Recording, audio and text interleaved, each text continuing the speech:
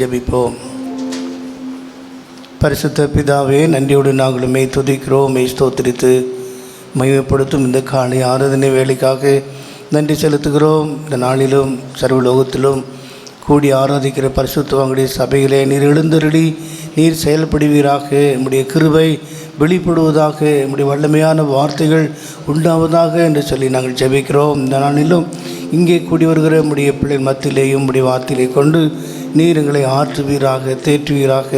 இன்னும் ஆவிக்குரிய வாழ்க்கையில் முன்னேறி செல்லக்கூடிய திவ்ய சுபாவங்கள் எங்களுக்கு உருவாக்கும்படியாக நாங்கள் ஜெபிக்கிற பாமகி ஸ்தோத்திரம். அது நேரங்களிலே ஆண்டவரே தேவன் மகிமையாய் இறங்கி சுகந்த வாசனையான காணிக்கையின் நுகரும்படியாய் எங்களுடைய காணிக்கைகள், எங்களுடைய சரீர பிரகாரமான ஆவிக்குரிய பிரகாரமான எல்லா காரியங்களிலையும் கர்த்தர் மகிமைப்படுவீராகப்பா. ஸ்தோத்திரம், ஸ்தோத்திரிக்கிறோம். துதி ஸ்தோத்திர பலிகளை ஏறெடுத்து உம்மை மகிமைப்படுத்தும் இந்த காலையானதினை வேலைக்காக நன்றி. தூரத்திலும் சமீபத்திலிருந்து வர வேண்டிய நம்முடைய பிள்ளைகள் யாவரையும் தடையெல்லாம் நீக்கி கொண்டு வந்து சரியான நேரத்தில் பங்கு பெற வேண்டும் என்கிற தேவ பயத்தை கட்டளையிட்டு உம்மோடு இசைந்திருக்க கர்த்தர் உதவி செய்யும்படியாக ஜெபிக்கிறோம்.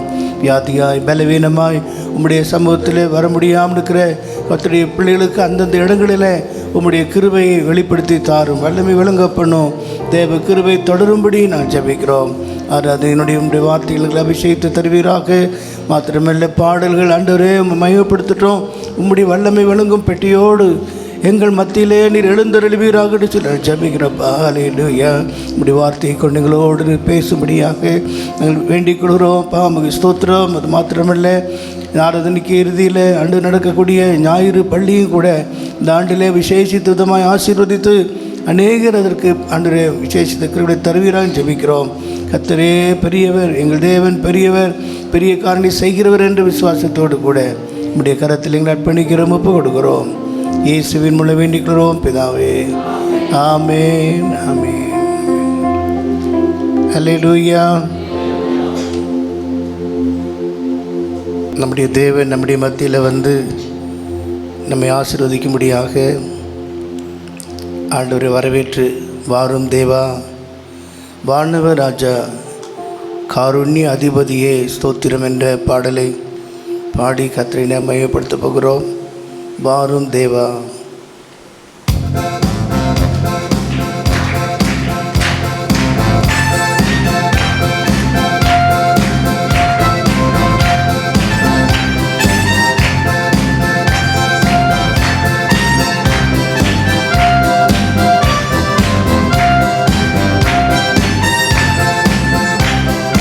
வாரும் தேவா, வானவராஜா, காருண்ய அதிபதியே ஸ்தோத்திரம். வாரும் தேவா, வானவராஜா, காருண்ய அதிபதியே ஸ்தோத்திரம். வாரும் தேவா, வானவராஜா, காருண்ய அதிபதியே ஸ்தோத்திரம். வாரும் தேவா, வானவராஜா, காருண்ய அதிபதியே ஸ்தோத்திரம். வல்லமை ஞானம் நிறைந்தோ தேவரீ, வல்லமை ஞானம் நிறைந்தோ எல்லா மகிமை கணம் துதி பலனானோ. தோத்திர பாத்திரா, தோத்திர பாத்திரா, ஓயாமல் ஆர்ப்பரிக்க ஆண்டவனா. வாரும் தேவா, வானவராஜா, காருண்ய அதிபதியே ஸ்தோத்திரம். வாரும் தேவா, வானவராஜா, காருண்ய அதிபதியே ஸ்தோத்திரம். பரிசுத்த நாமத்தில் நாங்கள் தேவரீ, பரிசுத்த நாமத்தில் நாங்கள் தரிசிக்கவே வந்தோம். கயபரந்தையே தரிசிக்கோடுமை, தரிசனையோடுமை, கருத்தோடும் ஆவியோடும் ஆராதிக்க. வாரும் தேவா, வானவராஜா, காருண்ய அதிபதியே ஸ்தோத்திரம். வாரும் தேவா, வானவராஜா, காருண்ய அதிபதியே ஸ்தோத்திரம். தந்தையே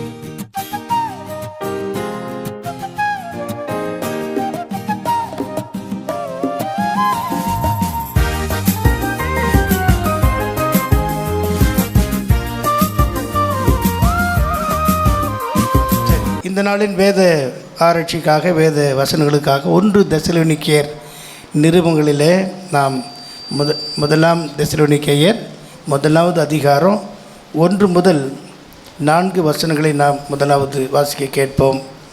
1 தெசலோனிக்கேயர் 1வது அதிகாரம் 1 முதல் 4 வசனங்கள். பவுலும் சில்வானும் தீமோத்தேயும் பிதாவாகிய தேவனுக்குள்ளும் கர்த்தராகிய இயேசு கிறிஸ்துவுக்குள்ளும் இருக்கிற தெசலோனிக்கேயர் சபைக்கு எழுதுகிறதாவது, நம்முடைய பிதாவாகிய தேவனாலும் கர்த்தராகிய இயேசு கிறிஸ்துவினாலும் உங்களுக்கு கிருபையும் சமாதானமும் உண்டாவதாக. தேவனுக்கு பிரியமான சகோதரரே, உங்கள் விசுவாசத்தின் கிரியையையும் உங்கள் அன்பின் பிரயாசத்தையும் நம்முடைய கர்த்தராகிய இயேசு கிறிஸ்துவின் மேலுள்ள உங்கள் நம்பிக்கையின் பொறுமையையும் நம்முடைய பிதாவாகிய தேவனுக்கு முன்பாக நாங்கள் இடைவிடாமல் நினைவு கூர்ந்து, நீங்கள் தெரிந்து கொள்ளப்பட்டவர்கள் என்று நாங்கள் அறிந்து எங்கள் ஜபங்களில் இடைவிடாமல் உங்களை குறித்து விண்ணப்பம் பண்ணி உங்கள் எல்லாருக்காகவும் எப்பொழுதும் தேவனை ஸ்தோத்தரிக்கிறோம். அல்லேலூயா. இது அப்போஸ்தலனாகிய பவுலுடைய அறிக்கை மட்டுமல்ல, ஊழியர்களாகிய எங்களுடைய அறிக்கையும் இதுதான். ஆமேன். எங்கள் ஜபங்களில் இடைவிடாமல் உங்களை குறித்து விண்ணப்பம் பண்ணி உங்கள் எல்லாருக்காகவும் எப்பொழுதும் தேவனை ஸ்தோத்திரிக்கிறோம். ஏனென்றால் நீங்கள் தெரிந்து கொள்ளப்பட்டல் என்று நாங்கள் அறிந்திருக்கிறோம். ஆமேன். ஒருவரும் எதேச்சையாக இந்த ஆலயத்துக்குள்ளே வரவில்லை. விசுவாசிக்கிறீங்களா? தேவன் முன் அறிந்தார், முன் தெரிந்து கொண்டார், நம்மை அழைத்து தேவனுடைய சமூகத்தில் கொண்டு வந்து வைச்சிருக்கிறார். அல்லேலூயா. இன்னும் சொன்னால் உலக தோற்றத்துக்கு முன்பாகவே அவர் நம்மை தெரிந்து கொண்டார். எவ்வளோ மேன்மையான ஒரு அழைப்பு, எவ்வளோ மேன்மையான சிறப்பான காரியம் இல்லையா? இதை அநேகர் அறியாதனால தான் தங்களை நிலைமையை புரிந்து கொள்வதில்லை. உலகத்தில் சொல்கிறாங்க, உன்னை அறிந்தால் நீ உன்னை அறிந்தால் உலகத்தில் போராடலாம். ஆனால் அறியறதில்லை. நம்ம என்ன நோக்கத்தோடு தேவன் நம்ம அழைச்சிருக்கிறாரு, என்ன காரியம் என்பதை நம்ம அறிந்து கொள்வதில்லை. இந்த மெய்யான ஒரு அறிவு நமக்கு வரும்போது நம்முடைய சிறப்பான அழைப்பு மேன்மையை நம்ம இன்னும் அதிகமாக நம்மை தாழ்த்தி ஏற்றுக்கொள்வோம். பிரியமானவர்களே, அப்போஸ்தலனாகிய பவுல் இந்த காரியத்தை குறித்து இந்த தெசலோனிக்கே சபைக்கு எழுதுகிற இந்த காரியம் விசேஷித்த விதமான ஒரு காரியம். 1 முதல் 4 வசனங்கள் மாத்திரமல்ல, அந்த முழு அதிகாரத்தையுமே நீங்கள் கண்டிப்பாக வீட்டில் போய் படிக்கணும்.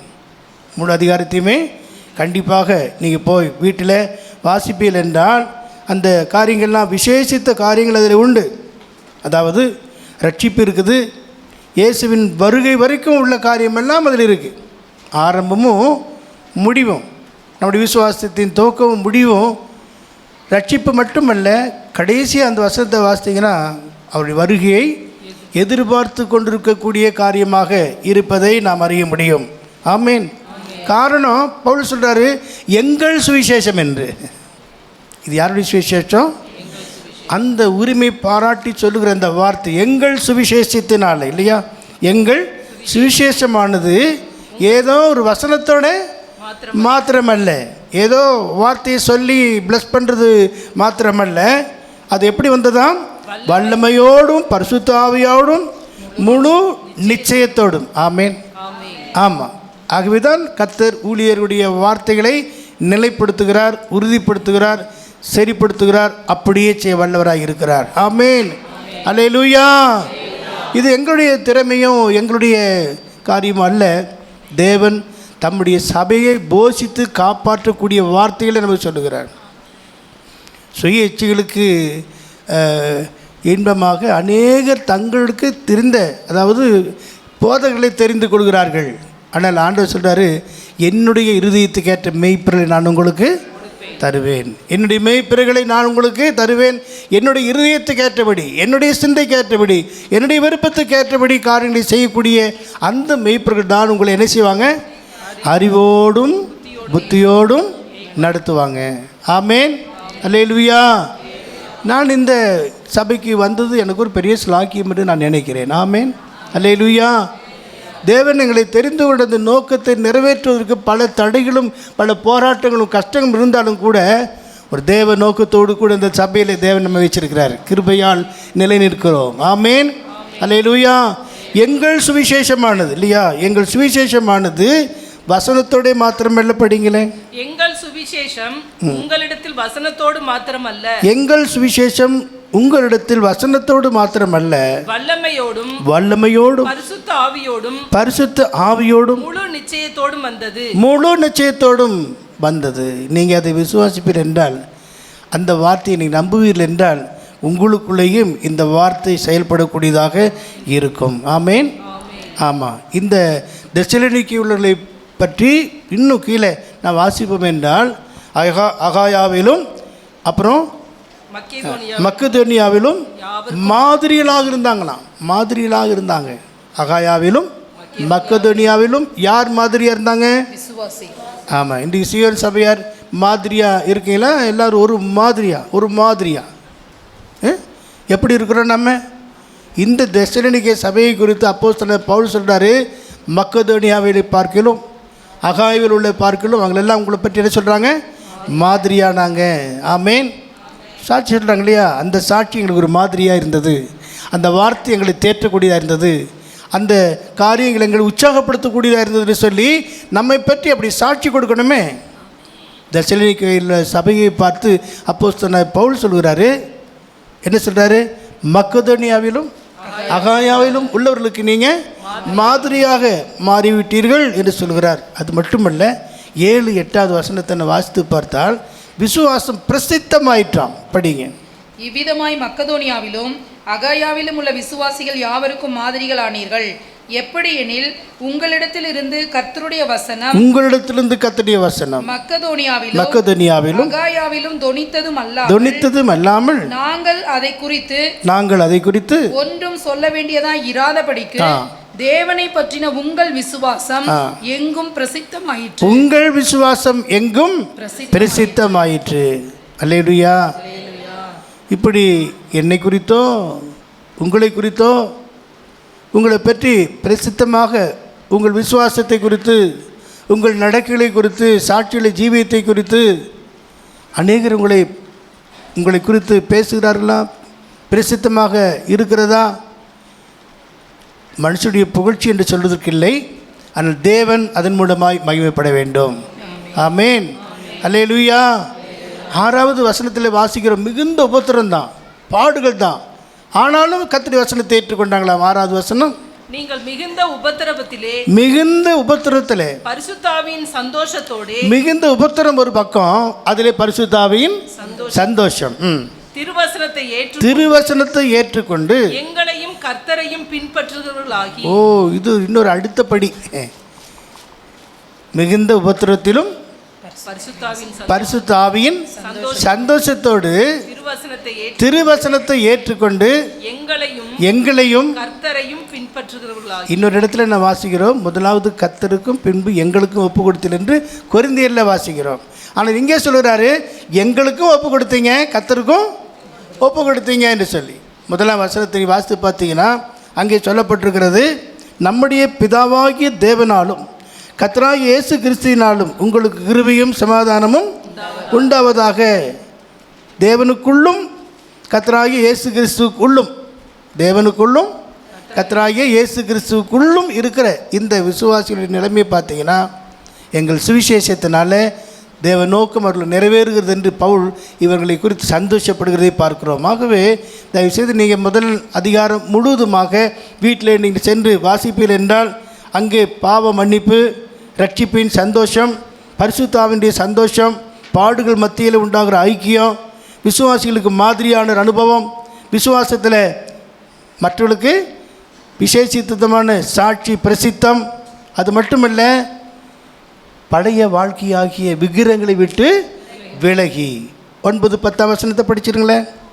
ஏனெனில் அவர்கள் தாமே எங்களை குறித்து உங்களிடத்தில் நாங்கள் அடைந்த பிரவேசம் இன்னதென்பதையும் ஜீவனுள்ள மெய்யான தேவனுக்கு ஊழியம்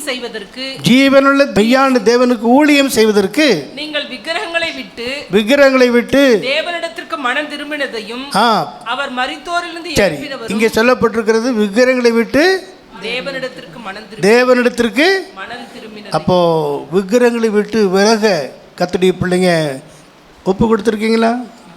ஒருவேளை சிலை என்று சொல்லக்கூடிய அந்த விக்கிரகத்தை விட்டு நீங்கள் விலகி இருக்கலாம். ஆனால் இதெல்லாம் விக்கிரகமா? ஆசை, பொருளாசை விக்கிரகம். சிலருக்கு ஊழியரே விக்கிரகம், சிலருக்கு பிள்ளைகளே விக்கிரகம், சிலருக்கு பணமே விக்கிரகம். எதுக்கு நம்ம முக்கியத்துவம் கொடுக்குறோமோ அது விக்கிரகமாக மாறிவிடுகிறது.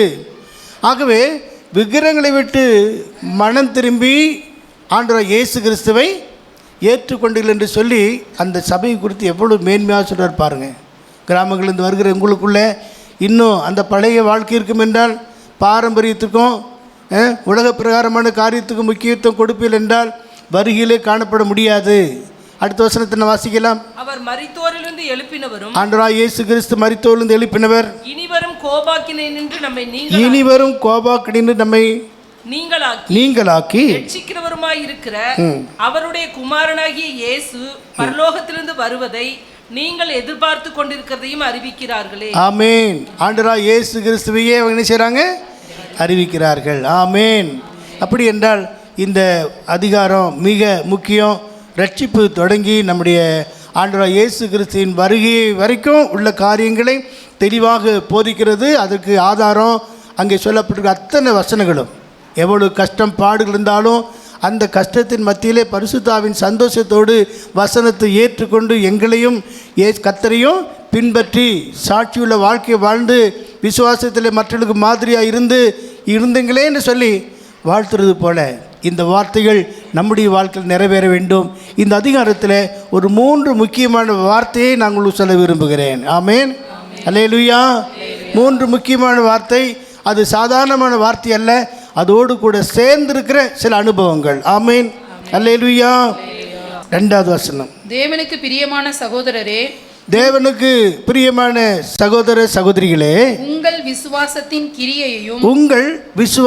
கிரியையையும் உங்கள் அன்பின் பிரயாசத்தையும் நம்முடைய கர்த்தராகிய இயேசு கிறிஸ்துவின் மேலுள்ள உங்கள் நம்பிக்கையின் பொறுமையையும் நம்முடைய பிதாவாகிய தேவனுக்கு முன்பாக நாங்கள் இடைவிடாமல் நாங்கள் இதை நினைவு கூறுகிறோம். 3 குறிப்பு. என்னது? விசுவாசத்தினுடைய கிரியை, அன்பினுடைய பிரயாசம், நம்பிக்கையினுடைய பொறுமை. அல்லேலூயா. ஏனென்றால் இந்த 3 முக்கியமான காரியங்களும் நித்தியம் வரைக்கும் நம்மை கொண்டு போகிறதாம். நித்தியத்தில் நிலைத்திருக்கக்கூடிய 3 காரியம்: விசுவாசம், அன்பு, நம்பிக்கை. 1 கொரிந்தியர் 13ஆம் அதிகாரம் 13வது வசனத்தில் என்ன வாசிக்கிறோம்? இப்பொழுது விசுவாசம், நம்பிக்கை, அன்பு இம்மூன்றும் நிலைத்திருக்கிறது, இவைகளில் அன்பே பெரியது. விசுவாசம், அன்பு, நம்பிக்கை இம்மூன்றும் நிலைத்திருக்கிறது, இவைகளில் எல்லாம் என்ன பெரியது? அன்பே பெரியது. விசுவாசம், அன்பு, நம்பிக்கை என்று அங்கே சொல்லப்பட்டிருந்தாலும் ஒரு தேவனுடைய பிள்ளைக்குள்ளே காணப்படக்கூடிய விசேஷித்த அந்த விசுவாசம் கிரியையோடு காணப்பட வேண்டும் என்று விரும்புகிறார். வேதம் அப்படி தான் சொல்லுகிறது. விசுவாசத்தினுடைய கிரியை முக்கியம்.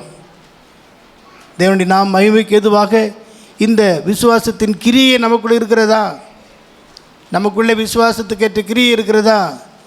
வேதம் சொல்கிறது, ஆவி இல்லாத சரீரம் செத்ததாக இருக்கிறது போல விசுவாசம் இல்லாத கிரியை இல்லாத விசுவாசமும் செத்தது தானே.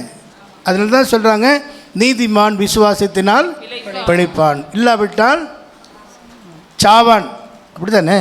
அதான் அங்கே மறைந்திருக்கிற காரியம்.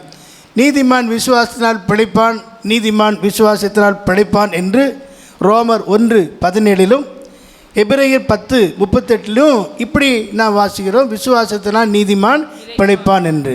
இன்னொரு படி முன்னே நான் பார்ப்போம் என்றால் ஆபகுக் 2ஆம் அதிகாரம் 4வது வசனத்தில் பின்பகுதியில் வாசிக்கிறோம், தன் விசுவாசத்தினாலே நீதிமான் பிழைப்பான். தன் விசுவாசத்தினாலே நீதிமான் பிழைப்பான். ஊழியருடைய விசுவாசத்தினாலோ, பெற்றோருடைய விசுவாசத்தினாலோ, வேற யாருடைய விசுவாசத்தினாலும் நாம் பிழைப்பல்ல. இண்டிவிஜுவலாக தனிப்பட்ட முறையில் நாம் தேவனை விசுவாசித்து தேவனுடைய விசுவாசத்தை தேவன் மேல் விசுவாசம் வைத்திருக்கும் போது அந்த விசுவாசத்தை கர்த்தர் கனம் பண்ணுவார். அப்படி இல்லை என்றால் நம்ம மேல் ஒரு பிரியமாக இருக்க மாட்டார். விசுவாசம் இல்லாமல் தேவனுக்கு பிரியமாக இருப்பது கூடாத காரியம் என்று சொல்லி நாம் எபிரேயர் 11ஆம் அதிகாரம் 6வது வசனத்தில் நாம் வாசிக்கிறோம். ஆகவே விசுவாசமானது நம்பப்படும் உறுதியும் காணப்படாதனுடைய நிச்சயம். விசுவாசம் அதோடு கூட அதன் கிரியை வெளிப்பட வேண்டும். சாட்சிகளை கேட்டோம், ஆண்டவரை விசுவாசித்தாங்க. அந்த விசுவாசத்தின் கிரியையின் மூலமாக கர்த்தர் அவர்களுடைய ஜெபங்களை கேட்டார், அவர்களுக்கு நன்மை செய்தார், கர்த்தர் அவர்களை மேன்மையான இடத்துக்கு கொண்டு வந்திருக்கிறார் இல்லையா? அல்லேலூயா. இதெல்லாம் தேவனுடைய நோக்கம். நமக்குள்ளே தேவனுடைய நோக்கம் நிறைவேறுவதற்காக தேவன் நம்மை கொண்டு செல்கிற சில பாதைகள். அந்த பாதையிலே நாம் உண்மையாக பொறுமையாக நிதானமாக இருப்போம் என்றால் முடிவிலே மகிமையிலே கொண்டு போய் சேர்ப்பார் என்று நாம் பார்க்கிறோம். அல்லேலூயா. பிரியமானவர்களே, இந்த விசுவாசத்துடைய காரியத்தை குறித்து பிலிப்பியர் அப்போஸ்தலனாகிய பவுல் சொல்லும்போது 3வது அதிகாரம் 9-10 வசனத்தை குறித்து நாம் பார்க்கிறோம். நான் கிறிஸ்துவை ஆதாயப்படுத்திக் கொள்ளும்படிக்கு, பாருங்க, கிறிஸ்துவை ஆதாயப்படுத்திக் கொள்ளும்படிக்கு நியாயப்பிரமாணத்தினால் வருகிற சுயநீதியை உடையவனாக இராமல் கிறிஸ்துவை பற்றும் விசுவாசத்தினால் வருகிறது. என்ன சொல்லப்பட்டிருக்கிறது? கிறிஸ்துவை பற்றும், கிளிங் அன்டு ஜீசஸ் சொல்லுவாங்க. கிறிஸ்துவை பற்றும் விசுவாசம் என்று சொல்வது ஒரு தாய் குரங்க அந்த குட்டி எவ்விதமாக கட்டி பிடிச்சு கொள்ளுதோ அதுபோல கிறிஸ்துவை பற்றும் விசுவாசத்தினால் வரும் விசுவாசம் மூலமாய் தேவனால் உண்டாயிருக்கிறதுமான நீதியை உடையவனாக இருந்து கிறிஸ்துவுக்குள் இருக்கிறவன் என்று காணப்படும்படிக்கு இப்படி நான் அவரையும், பாருங்களேன், இப்படி நான் அவரையும் அவருடைய உயிர்த்தெழுதலின் வல்லமையும் அவருடைய பாடுகளின் ஐக்கியத்தையும் அறிகிறதற்கும் அவருடைய மரணத்திற்கு ஒப்பான மரணத்துக்குள்ளாகி எப்படி ஆயினும், பாருங்க, எப்படியாயிலும் நான் மரித்தோரிலிருந்து உயிரோடு எழுந்திருப்பதற்கு, ஆமென், உயிரோடு எழுந்திருப்பதற்கு தகுதியாகும்படிக்கும் இந்த தகுதியை நாம் அடைய வேண்டும் என்பதுதான் தேவனுடைய நோக்கமாக இருக்கிறது. அதற்கு விசுவாசம் மட்டும் போதாது, விசுவாசத்தின் கிரியை நமக்குள்ளே காணப்பட வேண்டும்.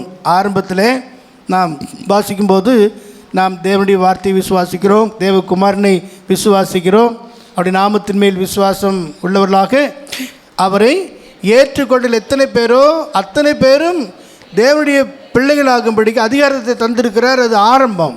ஆனால் இப்பொழுது நான் வாசித்த அந்த வேத வசனத்தில் எப்படியாயிலும் அவரோடு கூட உயிரோடு எழுந்திருப்பதுக்கு நான் தகுதியாகும்படிக்கு அடுத்த வசனம் சொல்கிறது, அதற்காக நான் எல்லாவற்றையும் நஷ்டம் என்றும் குப்பையுமாக எண்ணுகிறேன் என்று சொல்லி தீர்மானம் செய்கிறதை நாம் பார்க்கிறோம். அல்லேலூயா.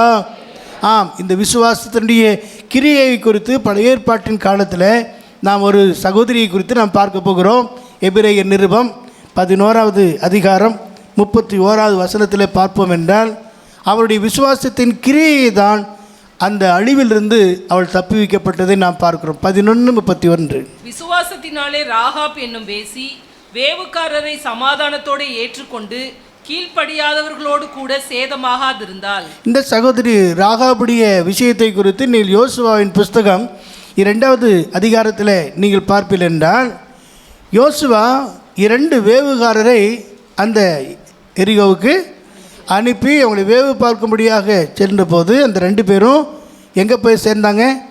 அந்த எரிகோ கோட்டையின் மேல் குடியிருந்ததான அந்த அருமையான சகோதரி ராகாபுடி வீட்டில் போய் தங்கக்கூடிய ஒரு காரியம் ஏற்பட்டதை நாம் பார்க்கிறோம். ஆமேன், அல்லேலூயா. 2 பேரும் அங்கே போய் தங்குறாங்க. 2 பேரையும் அவள் சந்தோஷமாக ஏற்றுக்கொண்டதை கூட நாம் பார்க்கிறோம். ஆமேன். இந்த 2வது அதிகாரம் 8ஆம் வசனத்திலிருந்து படிக்கலாமா? அந்த மனுஷர் படுத்துக்கொள்ளும் முன்னே அவள் வீட்டின் மேல் அவர்களிடத்தில் ஏறி போய், அவள் தங்கியிருந்த போது தூங்குறதுக்கு முன்னாடி படுத்துக்கொள்வதற்கு முன்பாக, கர்த்தர் உங்களுக்கு தேசத்தை ஒப்பு கொடுத்தார் என்றும், ஆமேன், உங்களை பற்றி எங்களுக்கு திகில் பிடித்திருக்கிறது என்றும், உங்களை குறித்து தேசத்து குடிகள் எல்லாரும் சோர்ந்து போனார்கள் என்றும் அறிவேன். நீங்கள் எகிப்திலிருந்து புறப்பட்ட போது கர்த்தர் உங்களுக்கு முன்பாக சிவந்த சமுத்திரத்தின் தண்ணீரை வற்றிப்போக பண்ணினதையும் நீங்கள் யோர்தானுக்கு அப்புறத்தில் சங்காரம் பண்ணின எமோரியரின் 2 ராஜாக்களாகிய சீகோனுக்கும் ஓகுக்கும் செய்ததையும் கேள்விப்பட்ட போது எங்கள் இருதயம் கரைந்து போயிற்று. உங்களாலே எல்லாருடைய தைரியமும் அற்றுப்போயிற்று. உங்கள் தேவனாகிய கர்த்தரே உயர வானத்திலும் கீழே பூமியிலும் தேவனானவர். இப்போதும் நான் உங்களுக்கு தயவு செய்தபடியினால் நீங்களும் என் தகப்பன் குடும்பத்துக்கு தயவு செய்வோம் என்று கர்த்தர் பேரில் எனக்கு ஆணையிட்டு நீங்கள் என் தகப்பனையும் என் தாயையும். அல்லேலூயா. இந்த விசுவாச அறிக்கையை நம்ம பார்க்கும்போது ஒருவேளை முன் நாட்களில் அவளுடைய தொழில் வித்தியாசமாக இருந்திருக்கலாம், அவருடைய தொழில் வித்தியாசமாக இருந்திருக்கலாம்.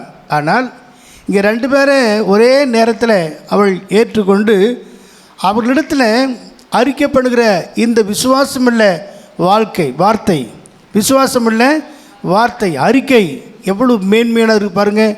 உங்கள் தேவனாகிய கர்த்தர், தேவனை குறித்த அந்த அறிவு அவளுக்குள்ளே வந்திருக்கிறதுனால இப்பொழுது அவள் விசுவாசி. ஆமேன். என்ன நினைக்கிறீங்க?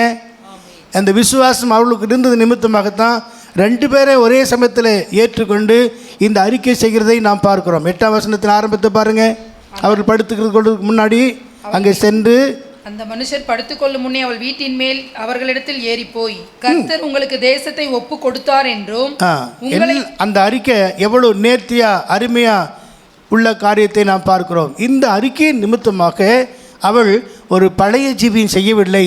இப்பொழுது கடைசியாக வாசித்தோம், தேவனை பற்றிய அறிவு அவளுக்குள்ளே உண்டாயிருந்தது. உங்களை பற்றி எங்களுக்கு பெரிய பயம் இருக்குது என்றெல்லாம் சொல்லி அறிக்கை விடுகிறதை பார்க்கிறோம். அது ஒரு விசுவாசத்தினுடைய அறிக்கை. அந்த அறிக்கை தான் அவளுடைய ஜீவியத்தில் ஒரு பெரிய பாதுகாப்பை கொடுத்ததாக நாம் பார்க்கிறோம் இல்லையா? ஆமேன். 31வது வசனத்தை திரும்ப படிக்கும்போது விசுவாசத்தினாலே ராகாப் என்னும் வேசி வேவுக்காரரை சமாதானத்தோடு ஏற்றுக்கொண்டு கீழ்ப்படியாதவர்களோடு கூட சேதமாகாதிருந்தால். மற்றெல்லாரும் கீழ்ப்படியாதவர்களாக இருந்து அவங்க சேதமாயிட்டாங்க. ஆனால் இவள் கீழ்ப்படியாதவர்களோடு கூட சேதமாகாமல் இருக்க காரணம் அவள் செய்த விசுவாசத்தின் கிரியை. அறிக்கை ஒரு பக்கம், அந்த அறிக்கையின்படியே அவர்களை அந்த மேல் வீட்டில் மறைத்து வைத்து ராஜாக்குடைய கண்களுக்கு மறைவாக அவள் ஒளித்து வைத்து அது நிமித்தமாக அவள் பாதுகாக்கப்படுகிறதை பார்க்கிறோம். அல்லேலூயா. பிரியமானவர்களே, நமக்குள்ளே விசுவாசத்தின் அறிக்கை எப்படி இருக்கிறது? ஆண்டவர் மேலுள்ள விசுவாசம் எப்படி இருக்கிறது? விசுவாசம் நம்பப்படும் உறுதியாக காணப்படும் என்றால் நம்முடைய விசுவாசத்தின் கிரியை நாம் பார்க்கும்போது அதில் சோதனை பாடுகள் வரலாம். ஆனால் கர்த்தர் நம்மோடு இருந்து நமக்காக செயல்படுவார். சில வேளை இந்த வார்த்தையை பார்க்கும்போது அவள் ஒரு மோசமான ஸ்திரீயாக வேதம் ஆரம்பத்தில் சொல்லியிருந்தாலும் கூட அவள் விசுவாசத்தில் வந்த பிற்பாடு அவள் கீழ்ப்படியாத ஜனங்களோடு கூட சேதம் ஆகாமல் இருந்தாள். மத்தேயு சுவிசேஷத்தில் ஒரு வசனத்தை நான் வாசிக்கிறோம். மத்தேயு சுவிசேஷம் 21:31 ஆண்டவராகிய இயேசு கிறிஸ்துவே சொல்கிறாரு, இவ்விருவரில் எவன் தகப்பனுடைய சித்தத்தின்படி செய்தவன் என்று கேட்டார். அதற்கு அவர்கள் மூத்தவன் தான் என்றார்கள். அப்பொழுது இயேசு அவர்களை நோக்கி, ஆயக்காரரும் வேசிகளும் உங்களுக்கு முன்னே தேவனுடைய ராஜ்யத்தில் பிரவேசிக்கிறார்கள் என்று மெய்யாகவே உங்களுக்கு சொல்லுகிறேன். அண்டர்லைன் பண்ணிக்கொள்ளுங்க. ஆயக்காரரும் வேசிகளும் உங்களுக்கு முன்னே தேவனுடைய ராஜ்யத்தில் பிரவேசிக்கிறார்கள். எப்படி? அது எப்படி நடக்குது? அவங்க விசுவாசத்தின் கிரியை நிமித்தமாக. அந்த விசுவாசத்தின் கிரியை அவருடைய வாழ்க்கையில் ஒரு பெரிய மாற்றத்தை உண்டு பண்ணினதாக நாம் பார்க்கிறோம். அல்லேலூயா. அந்த அறிக்கையானது அவளை அந்த அழிவிலிருந்து பாதுகாத்தது என்பதைத்தான் நாம் அவருடைய விசுவாசத்தின் கிரியை என்று பார்க்கிறோம். அந்த வார்த்தையின்படி நாம் பார்க்கும்போது உங்களுக்கு முன்னே ஆயக்காரரும் வேசிகளும் தேவனுடைய ராஜ்யத்துக்குள்ளே பிரவேசிக்கிறார்கள். ஆமேன்.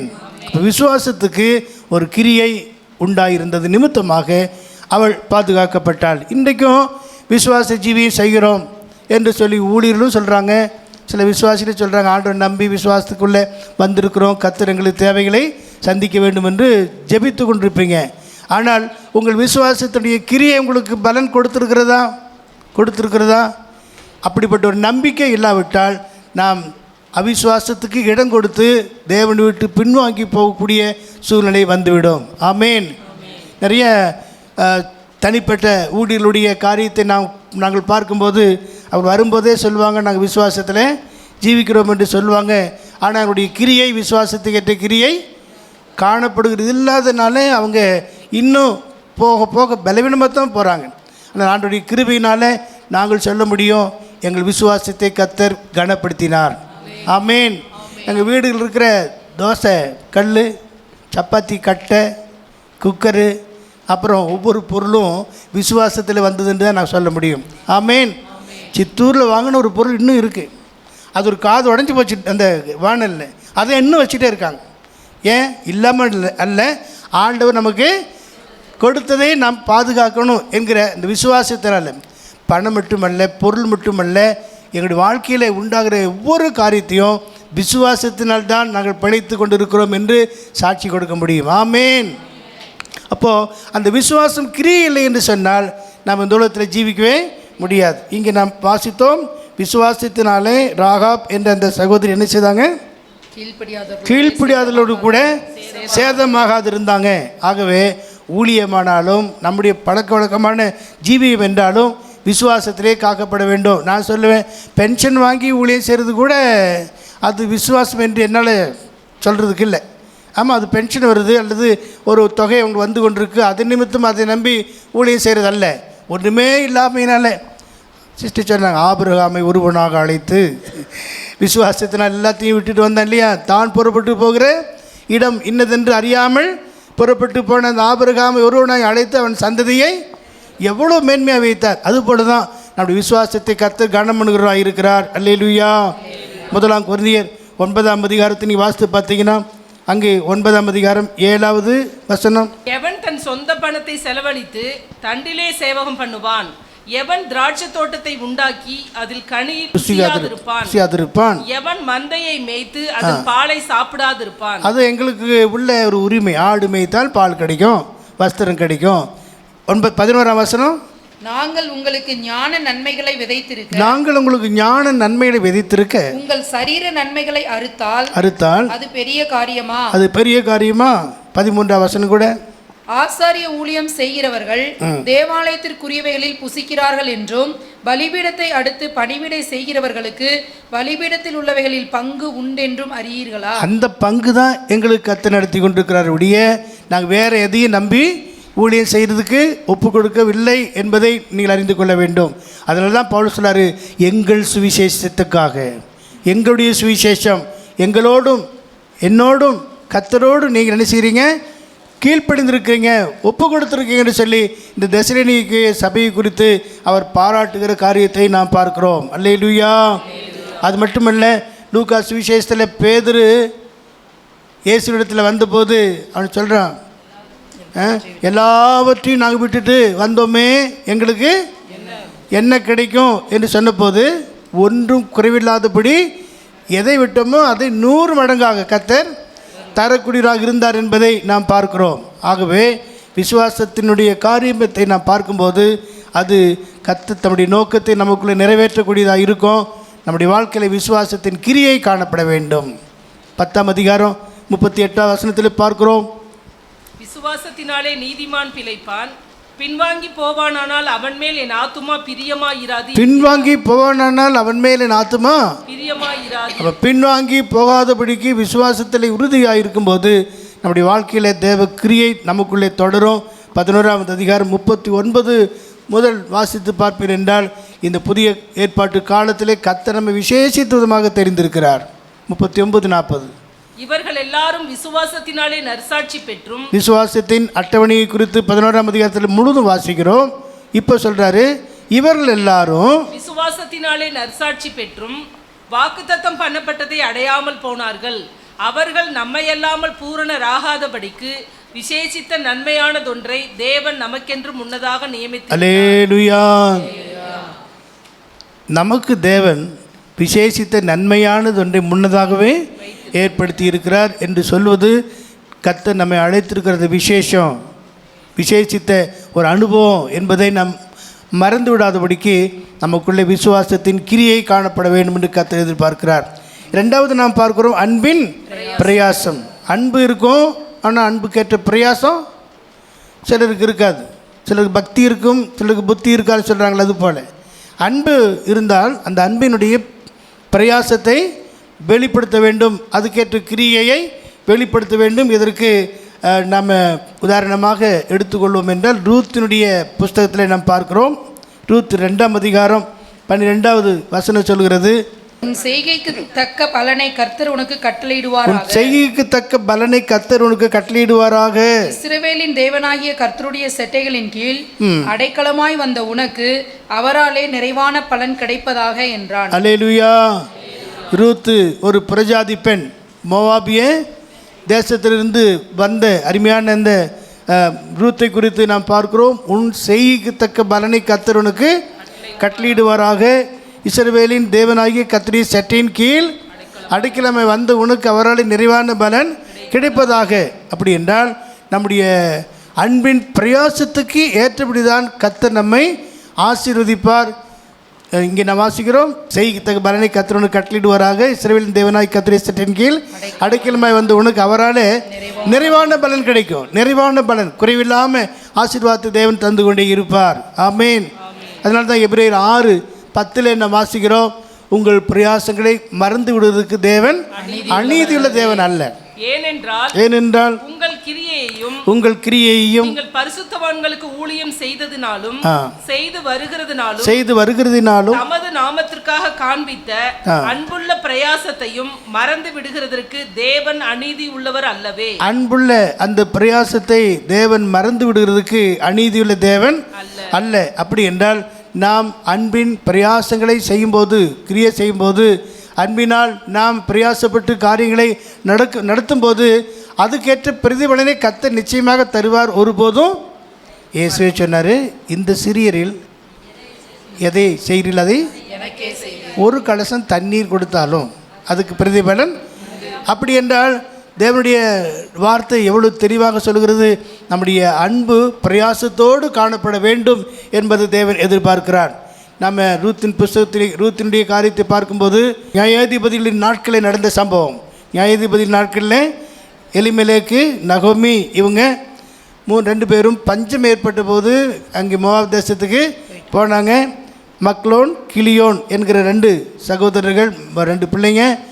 ஆனால் அங்கே நடந்த காரியம் என்னென்னா, 10 ஆண்டுகள் இருந்தாலும் அங்கே ஒரு மலர்ச்சி, ஒரு ஆசீர்வாதம் உண்டாகவே இல்லை. காரணம், அது மோவாப் தேசம், சபிக்கப்பட்ட ஒரு தேசம். அங்கே அவர்கள் இருக்கிற காலத்தில் 3 ஆண் மக்களும் செத்து போனாங்க.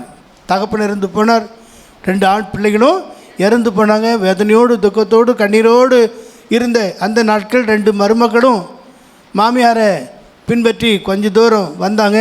அப்போ மாமியார் சில ஆலோசனை சொல்கிறாங்க, இந்த இளம் வயதில் நீங்கள் உங்களுக்கு விருப்பமான காரியத்தை தெரிந்து கொள்ளலாம் என்று சொல்லும்போது ஒரு அம்மா என்ன செய்தாங்க, நகோமியை முத்தம் விட்டுவிட்டு திரும்பி போய்விட்டாள். ஓர்பான் திரும்பி போய்விட்டாள். ஆனால் நகோமி தன் மாமியார் என்ன செய்தான், விடாமல் பற்றி கொண்டாள். ஆமேன். அப்படி தானே, உறுதியாக அவள் பற்றி கொண்டாள். அவளுடைய அறிக்கை ஒரு விசேஷித்தமாக இருந்தது. அதனுடைய காரணம் என்ன, அவளுக்குள்ளே மாமியார் மேல் ஒரு அன்பு இருந்ததோடு கூட அதுக்கேற்ற கிரியை அவள் மூலமாக வெளிப்பட்டதை நாம் பார்க்கிறோம். அதனால்தான் உன் செய்கைக்கு தக்க பலன், உன்னுடைய செய்கைக்கு தக்க பலனை கர்த்தர் உனக்கு கட்டளையிடுவாராக என்று சொல்லி அங்கே ஆசீர்வாதத்தை குறித்து சொல்லப்பட்ட 12வது வசனத்தை நாம் பார்க்கிறோம். அல்லேலூயா. பிரியமானவர்களே, இந்த காரியத்தில் நம்ம தியானித்து பார்க்கும்போது இன்றைக்கு திருமணமான இந்த ஜோஸ்லின் இன்னொரு நாளில் அவங்களும் மாமியாராக மாறிடுவாங்க.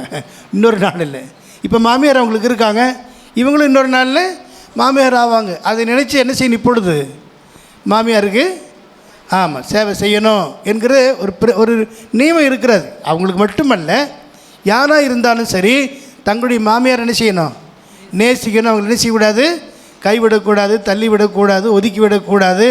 அந்த ஒரு செய்கை எதனால் உண்டாகிறது, அன்பு இருக்குது, ஆனால் அன்பினுடைய பிரயாசம் இல்லை. அது நிமித்தமாக அப்படியே கொஞ்சம் அப்படி இருக்கக்கூடாது.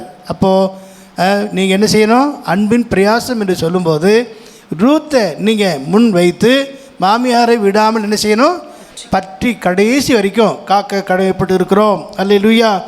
உபாகமம் 23 வசனத்தை வாசிக்கும்போது அந்த அம்மோனியனும் மோவாபியனும் கர்த்தருடைய சபைக்கு உட்படலாகாது, கர்த்தருடைய சபைக்கு உட்படலாகாது, 10ஆம் தலைமுறையிலும் என்றைக்கும் அவர்கள் கர்த்தருடைய சபைக்கு உட்படலாகாது. அப்படிப்பட்ட ஒரு சபிக்கப்பட்ட அந்த சந்ததியிலிருந்து வந்த அருமையான மகளுடைய வாழ்க்கையில மாமியார் மேல் எவ்வளவு அன்பு பாருங்க. அவளும் ஒருபாளை போல அவள் போயிருக்கலாம், போகக்கூடிய நேரம் இருந்தது. ஆனால் அவளோ அப்படி செய்யாதபடிக்கு 1ஆம் அதிகாரம் 16-17 வசனத்தை பார்த்தீங்கன்னா அவளுடைய உறுதியை, தீர்மானத்தை, அன்பின் பிரயாசத்தை நாம் பார்க்கிறோம். வாசிப்போமா? அதற்கு ரூத், நான் உம்மை பின்பற்றாமல் உம்மை விட்டு திரும்பி போவதை குறித்து என்னோட பேச வேண்டாம்.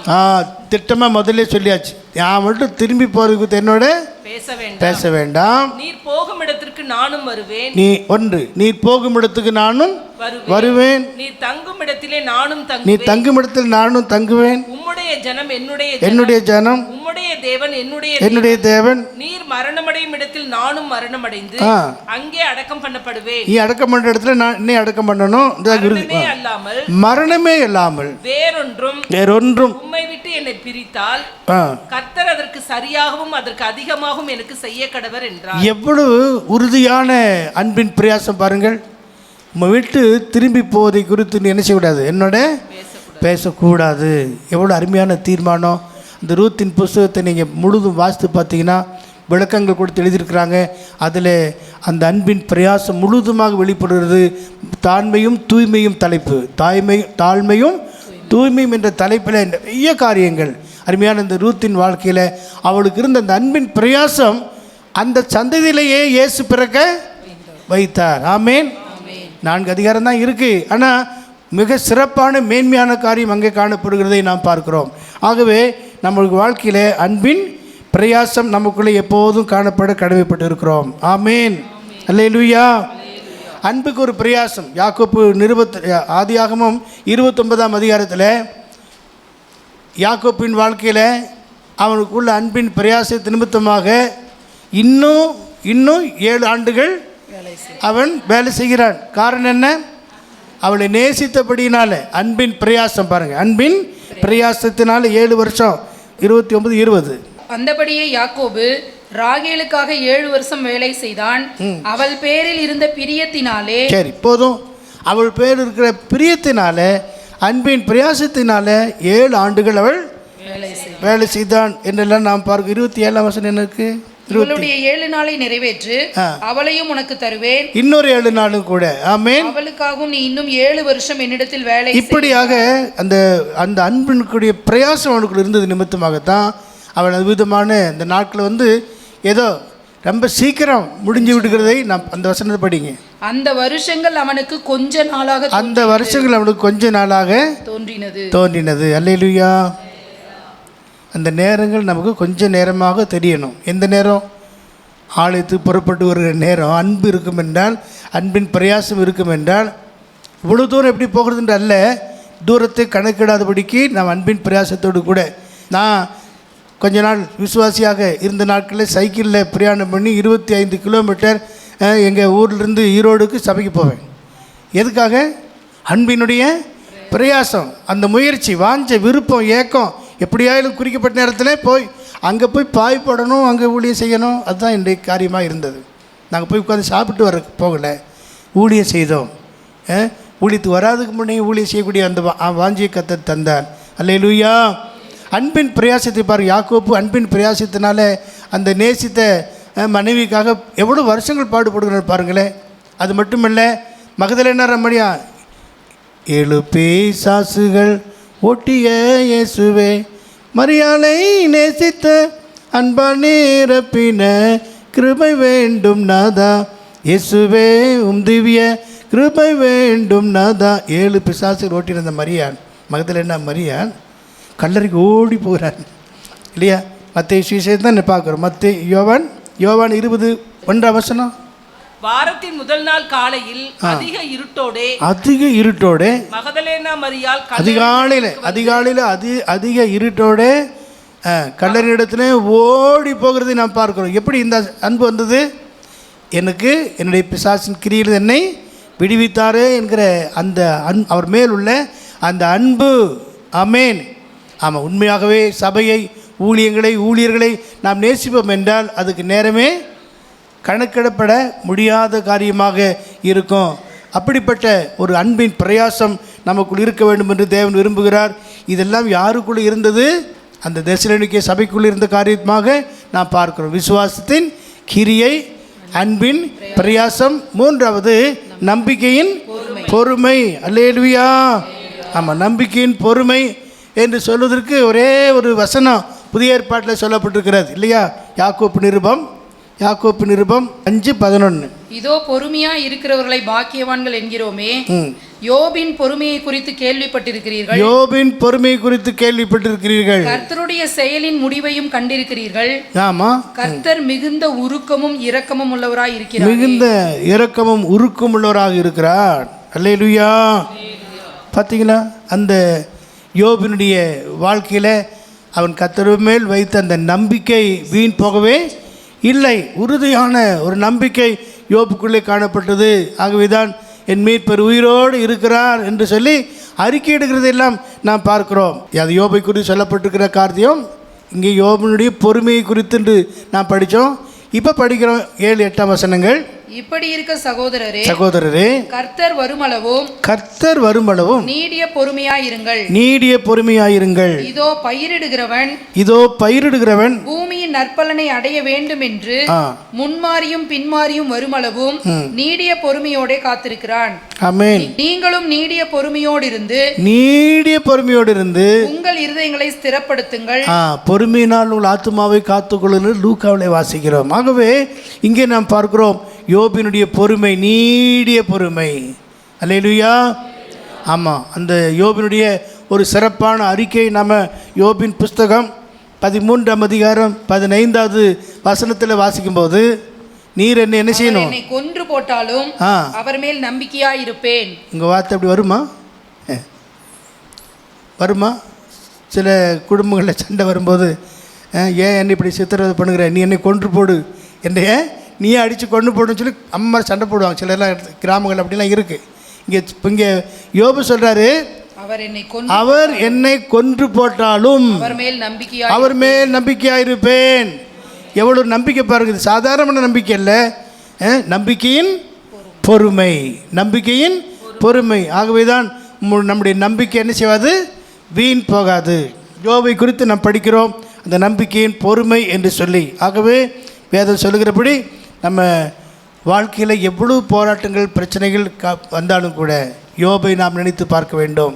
யோபின் புஸ்தகத்தினுடைய ஆரம்பத்திலிருந்து நாம் படித்து பார்ப்போம் என்றால் ஒரு பெரிய ஐஸ்வர்யவான், கர்த்தருக்கு பயப்படுகிறவன், பொல்லாப்பி விட்டு விழுகிறவன், தேவனாலே சாட்சி பெற்றவன். ஆனால் நடந்தது என்ன? எல்லாமே இழந்து போகக்கூடிய ஒரு சூழ்நிலை வந்தாலும் கூட அவன் நாவினால் கூட பாவம் செய்யவில்லை. அல்லேலூயா. அப்படிப்பட்ட ஒரு நீதிமான், அப்படிப்பட்ட பொறுமை, நீடிய பொறுமையுள்ள ஒரு யோபை குறித்து புதிய ஏற்பாட்டில் சொல்லப்பட்டிருக்கிறது தான் நாம் யாக்கோப்பு நிருபத்தில் நாம் வாசித்தோம். அல்லேலூயா. இந்த யோபு வாழ்க்கையானது ஆபிரகாம் வாழ்ந்த காலத்துக்கு முன்னே வாழ்ந்த பரிசுத்தவான் என்று சொல்லி ஊத்ஸ் தேசவாசி என்று நாம் ஆதியாகமத்தில் வாசிக்கிறோம். ஆக இப்படிப்பட்ட ஒரு நம்பிக்கை நமக்குள்ள காணப்பட வேண்டும். என்ன வந்தாலும் சரி, என் நேசரே நான் உம்முடையவன், என்ன வந்தாலும் நான் உம்முடையவன், துன்பம் வந்தாலும் தொல்லை நேரிட்டாலும், துன்பம் வந்தாலும் தொல்லை நேரிட்டாலும், என் ஜீவன் போனாலும் நான் உம்முடையவன், என் ஜீவன் போனாலும் நான் உம்முடையவன். வாலிப நாட்களில் நாங்கள் கோரஸாக பாடி இந்த பாட்டெல்லாம் பாடுவோம். அம்மேன். உலகத்தோடு முன்னே தெரிந்து கொண்ட அந்த அன்பு நிமித்தமாக நாங்கள் கர்த்தருக்காக அர்ப்பணித்தது நிமித்தமாக பொறுமையோடு காரியங்களை சகித்து வந்ததுனால இந்த காரியத்தையெல்லாம் கர்த்தர் நன்மையாக முடித்திருக்கிறார். ஆமேன். யோபினுடைய அறிக்கை குறித்து நாம் பார்க்கிறோம். நீர் என்னை கொன்று போட்டாலும், அவர் என்னை கொன்று போட்டாலும் அவர் மேல் நான் நம்பிக்கையாக இருப்பேன். இந்த நம்பிக்கையை அறிக்கையிடுகிறதை நாம் 19ஆம் அதிகாரத்தில் பார்க்குறோம். அந்த நம்பிக்கையை பார்த்தீங்கன்னா 19:25 முதல், என் மீட்பர் உயிரோடு இருக்கிறார் என்றும் அவர் கடைசி நாளில் பூமியின் மேல் நிற்பார் என்றும் நான் அறிந்திருக்கிறேன். ஆ, இந்த என் தோல் முதலானவைகள் அழுகி போன பின்பு நான் என் மாம்சத்திலிருந்து தேவனை பார்ப்பேன். அவரை நானே பார்ப்பேன், அந்நிய கண்கள் அல்ல, என் கண்களே அவரை காணும். இந்த வாஞ்சையால் என் உள்ளிந்திரியங்கள் எனக்குள் சோர்ந்து போகிறது. அல்லேலூயா. எந்த விதத்தில் அவருடைய அறிக்கையை பாருங்க, எவ்வளவு நம்பிக்கையோடு அந்த அறிக்கையை அவர் செய்கிறதை பார்க்கிறோம். எல்லாமே தோல் முதலான எல்லாம் அழுகி போனாலும் கூட என் கண்கள் அவரை காணும் என்கிற ஒரு நம்பிக்கையை நாம் பார்க்கிறோம். ஆகவே நாம் இன்னொரு வசனத்தை வாசிக்கலாம். ரோமர் நிருபம் 15, 13, 14. பரிசுத்த ஆவியின் பலத்தினாலே, பரிசுத்த ஆவியின் பலத்தினாலே உங்களுக்கு நம்பிக்கை பெருகும்படிக்கு. பாருங்க, பரிசுத்த ஆவியின் பலத்தினால்தான் உங்களுக்குள்ளே நம்பிக்கை பெருகும். நம்பிக்கையின் தேவன், நம்பிக்கையின் தேவன் விசுவாசத்தினால் உண்டாகும், விசுவாசத்தினால் உண்டாகும் எல்லாவித சந்தோஷத்தினாலும், எல்லாவித சந்தோஷத்தினாலும், சமாதானத்தினாலும் உங்களை நிரப்புவாராக. ஆமென். அடுத்த வசனம் 14. என் சகோதரரே, நீங்கள் நற்குணத்தினால் நிறைந்தவர்களும், நற்குணத்தினால் நிறைந்தவர்களும், சகல அறிவினாலும் நிரப்பப்பட்டவர்களும், ஒருவருக்கொருவர் புத்தி சொல்ல வல்லவர்களுமாய் இருக்கிறீர்கள் என்று நானும் உங்களை குறித்து நிச்சயித்திருக்கிறேன். ஆமென். அல்லேலூயா. பாருங்க, எல்லா விதமான ஆசீர்வாதங்கள் அந்த நம்பிக்கையிலே உண்டாகிறதை நாம் பார்க்கிறோம். ரோமர் 12:12 சொல்லப்பட்டிருக்கிறது, நம்பிக்கையில் என்ன எப்படி இருக்கணுமா? சந்தோஷமாய் இருக்க வேண்டும், உபத்திரவத்திலே பொறுமையாக இருக்க வேண்டும். 12:12 நம்பிக்கையிலே சந்தோஷமாய் இருங்கள், உபத்திரவத்திலே பொறுமையாய் இருங்கள், ஜெபத்திலே உறுதியாய் தரித்திருங்கள். அல்லேலூயா. நம்பிக்கையிலே சந்தோஷமாயிருங்கள், உபத்திரவத்திலே பொறுமையாயிருங்கள், கர்த்தருக்கு ஜெபத்திலே உறுதியாக தரித்திருங்கள் என்று சொல்லப்பட்டிருக்கிற இந்த காரியங்கள் எல்லாம் நம்முடைய பொறுமையான ஒரு வாழ்க்கை. யோபினுடைய பொறுமையை குறித்து நாம் கேள்விப்படுகிறது போல அதை குறித்து நாம் பார்க்கிறோம். இந்த நம்பிக்கை அசையாமல் ஸ்திரமாய் உறுதியாக இருக்கக்கூடிய காரியம். எபிரேயர் நிருபம் 6ஆம் அதிகாரம் 18, 19. நமக்கு முன் வைக்கப்பட்ட நம்பிக்கையை பற்றி கொள்ளும்படி அடைக்கலமாய் ஓடி வந்த நமக்கு 2 மாறாத விசேஷங்களினால் நிறைந்த ஆறுதல் உண்டாகும்படிக்கு எவ்வளவேனும் பொய்யிராத தேவன் அப்படி செய்தார். அந்த நம்பிக்கை நமக்கு நிலையும், அந்த நம்பிக்கை நமக்கு நிலையும் உறுதியும் திரைக்குள்ளாக போகிறதுமான ஆத்தும நங்கூரமாய் இருக்கிறது. அல்லேலூயா. ஆத்தும நங்கூரமாக இருக்கிற அந்த நம்பிக்கை, அதிலே நாம் எப்படி இருக்கணும்? பொறுமையாய் இருந்து அதிலே நாம் பிரவேசிக்க கடமைப்பட்டு இருக்கிறோம். ஆகவே பிரியமானவர்களே, இந்த தெசலோனிக்கே சபையில் இருந்த மிக சிறப்பான 3 முக்கியமான காரியம். முதலாவது விசுவாசத்தின் கிரியை, அன்பின் பிரயாசம், 3வது நம்பிக்கையின் பொறுமை. இந்த அனுபவமானது படிப்படியாக நம்மை கர்த்தருடைய வருகைக்குள்ளேயே கொண்டு போய் சேர்க்கிறது. ஆமென். அல்லேலூயா. அதுக்கு நம்ம ஆயத்தப்பட வேண்டும் என்பதற்காகத்தான் அப்போஸ்தலனாகிய பவுல் நிருபங்களை எழுதி நமக்கு உணர்த்துகிறார். ஆமென். கர்த்தருக்கு மகிமை உண்டாவதாக. நம்ம எல்லாரும் எழுந்து நின்று இந்த ஒரு பாடல் வரியை நாம் பாடி கர்த்தரை மகிமைப்படுத்த போகிறோம். ஆதி விசுவாசம் நம்பிக்கையும் ஆண்டவர் பட்சம் கொண்ட அன்பும், ஆதி விசுவாசம் நம்பிக்கையும் ஆண்டவர் பட்சம் கொண்ட அன்பும், கடைசி வரை காத்து கொள்வோம். கருணையின் தேவன் வருகிறாரே, கடைசி வரை காத்து கொள்வோம். கருணையின் தேவன் வருகிறாரே, மகிமையேசு எம்மை சந்திக்க மகிதளம் அதிவேகம் வருகிறார். ஆனந்தம் மகிமையேசு எம்மை சந்திக்க மகிதளம் அதிவேகம் வருகிறார். ஆனந்தம் பூரணராகி பறந்திடவே, பொற்பரனோடு வாழ்ந்திடவே, பூரணராகி பறந்திடவே, பொற்பரனோடு வாழ்ந்திடவே, அவர் பாதை தொடர்ந்திடுவோம். அன்பரின் வருகை நெருங்கிடுதே. எங்களை நேசிக்கிறதான எங்கள் நல்ல தகப்பனே, நன்றியோடு நாங்கள் உம்மை துதிக்கிறோம், உம்மை ஸ்தோத்திரித்து மகிமைப்படுத்துகிறோம். இந்த நல்ல ஆராதனைக்காய் நன்றி செலுத்துகிறோம். ஆராதனை தொடக்கம் முதல் முடிவு வரைக்கும் உடைய பரிசுத்த பிரசன்னத்தால் எங்களை நிறைத்தபடினால் நம்ம ஸ்தோத்திரிக்கிறோம். பரிசுத்த ஆவியானவர் எங்கள் மத்தியில் அசைவாடினபடினால் நம்ம துதித்து கத்தாவே இந்த நாளிலும் ஆவியானவர் எங்களோடு பேசின ஒவ்வொரு வார்த்தைகளுக்காக ஆண்டவரே உமக்கு நன்றி பலிகளை ஏறெடுக்கிறோம். விசேஷமாக ஆண்டவரே நீர் எங்களை தெரிந்து கொண்டபடினால் நம்ம ஸ்தோத்திரிக்கிறோம். அப்பா கத்தாவே நீர் எங்களுக்கு கொடுத்த மேலான கிருபை உம்முடைய அபிஷேகத்துக்காய் ஸ்தோத்திரிக்கிறோம். விசேஷமாக இந்த நாளிலே கர்த்தர் பேசின வார்த்தைகள் அன்பு, விசுவாசம், நம்பிக்கை, பொறுமை. ஆண்டவரே நாங்கள் அன்பாக ஆண்டவரே அன்பிலே நிலைத்திருக்க, விசுவாசத்திலே உறுதியாக இருக்க கர்த்தர் எங்களை பலப்படுத்த முடியாது ஜெபிக்கிறோம். எல்லாவற்றிலும் ஆண்டவரே கர்த்தருக்கு முன்பாக ஒவ்வொரு காரியங்களில் ஒவ்வொன்று செய்யும் போதும் விசுவாசத்தோடு கர்த்தர் மேல் நம்பிக்கை வைத்து ஆண்டவரே ஒவ்வொன்றிலும் நாங்கள் இடைப்படும் போது நிச்சயமாகவே நீர் எங்களோடு வந்து கொண்டிருக்கிறீர். எங்கள் பிரயாணங்களில் எங்களோடு வருகிறபடினால் நம்ம ஸ்தோத்திரிக்கிறோம். ஆண்டவரே எங்கள் வாழ்க்கையில் ஆண்டவரே இந்த உலகத்தில் ஆண்டவரே நீர் எங்களோடு வந்து கொண்டிருக்கிறார். அதை நாங்கள் உணர்ந்து அந்த விசுவாசத்தை விடாமல் பற்றி கொள்ள கர்த்தாவே எங்களுக்கு மாத்திரமல்ல கர்த்தர் கொடுத்த சபை மக்களுக்காகவும் அவர்களும் உம்மை உறுதியாய் பற்றி கொள்ள வேண்டிய விசேஷித்த கிருபையும் ஞானத்தையும் தரும்படியாக ஜெபிக்கிறோம். அன்பிலும் ஆண்டவர் அன்பின் பிரயாசத்தை ஆண்டவரே நாங்கள் ஒவ்வொரு மேலும் கர்த்தாவே இந்த கடைசி காலத்தில் கடைசி நேரத்தில் இருக்கிறோம். அன்புள்ளவர்களாக இருக்கத்தான் விரும்புகிற ஆண்டவரே எங்கள் அன்பின் பிரயாசம் மற்றவர்களிடத்தில் எங்களுடைய சாட்சிகளை கர்த்தாவே நாங்கள் எங்களுடைய நடக்கை செயல்களை உங்களுடைய சுவிசேஷத்தை கர்த்தர் உள்ள அந்த அன்பை வெளிப்படுத்துகிறவர்களாக இருக்க கர்த்தர் எல்லாருக்கும் வேண்டிய கிருபையும் அபிஷேகத்தையும் தாரும் ஆண்டவர். நாங்கள் கேட்டது மாத்திரமல்ல அதன்படி நடக்கிறவர்களாக கேட்டவைகளை விட்டு விலகாதபடி கர்த்தர் ஒவ்வொருவரையும் நீர் பாதுகாக்க முடியாது ஜெபிக்கிற ஆண்டவரே. இந்த ஆலயத்திலே கர்த்தர் வாசம் பண்ணுகிறீர், எங்கள் மத்தியிலே உலாவிக் கொண்டிருக்கிறீர். இதேபோல் ஆண்டவரே பொறுமை எங்களுக்கு மிகவும் அவசியமாக இருக்கிறபடினால ஆண்டவரே பொறுமையாக ஒவ்வொரு காரியங்களையும் செய்ய கிருபைதார யோபு ஆண்டவரே எவ்வளவு பொறுமையுள்ளவராய் காணப்பட்டார். ஆண்டவரே நாங்கள் அதை உணர்ந்து ஆண்டவரே நான் எந்த காரியத்தில் பொறுமையாக இருக்கிறேன், ஒரு சிறு காரியத்தில் கூட எங்களுக்கு அந்த பொறுமை இல்லாமல் நாங்கள் அநேகர் எங்கள் ஒவ்வொரு சமயங்களிலும் இருக்கிறோமே.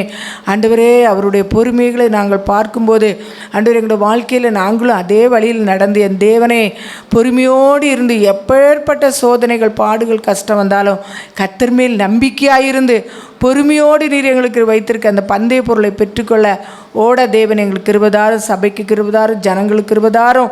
ஒவ்வொருவரையும் இந்த நாளிலே தேவாலயத்தில் வந்த கர்த்தருடைய பிள்ளைகளை ஆசீர்வதியும் ஐயா. வேதனையோடு, கண்ணீரோடு, கவலையோடு, பாரத்தோடு யார் யார் இந்த ஆலயத்துக்குள்ள கால் வைத்தார்களோ ஆண்டவரே உம்முடைய சமூகத்தை விட்டு அவர்கள் திரும்பி போகும்போது சுகத்தோடு, சமாதானத்தோடு, சந்தோஷத்தோடு செல்ல நீர் உதவி செய்ய முடியாது ஜெபிக்கிறோம். எங்களால் ஒன்று செய்ய முடியாது, நாங்கள் மண்ணான மனுஷர்கள். எங்களை தேவனாகிய கர்த்தர் இறங்கி வந்து எல்லாவற்றையும் பொறுப்படும். சண்டே கிளாஸ் ஊழியங்களை பொறுப்பெடுக்க முடியாது ஜெபிக்கிறோம். இந்த ஊழியம் வளரட்டும், பிள்ளைகளுக்கு அது ஆசீர்வாதமாக இருக்க உதவி செய்வீராக. எல்லா டீச்சர்களையும் ஆசீர்வதிப்பீராக. தாழ்த்தி வெறுமையாக்கி உம்முடைய கரத்தில் ஒப்படைக்கிறோம். இயேசுவின் நாமத்தில் கேட்கிறோம் பிதாவே, ஆமென். என் ஆத்துமாவே கர்த்தரை ஸ்தோத்திரி, என் முழுவதுமே அவருடைய பரிசுத்த நாமத்தை ஸ்தோத்திரி. என் ஆத்துமாவே கர்த்தரை ஸ்தோத்திரி, அவர் செய்த சகல உபகாரங்களை மறவாதே. ஆமென். நம்முடைய கர்த்தராகிய இயேசு கிறிஸ்துவின் கிருபையும் பிதாவாகிய தேவனுடைய அன்பும் பரிசுத்த ஐக்கியமும் இன்றும் என்றும் சதா காலங்களிலும் நம் அனைவரோடும் கூட ஆண்டவராகிய இயேசு கிறிஸ்துவின் வருகை மட்டும் இருப்பதாக. ஆமென். அல்லேலூயா, அல்லேலூயா, அல்லேலூயா. கர்த்தருடைய ஆசீர்வதிப்பாராக.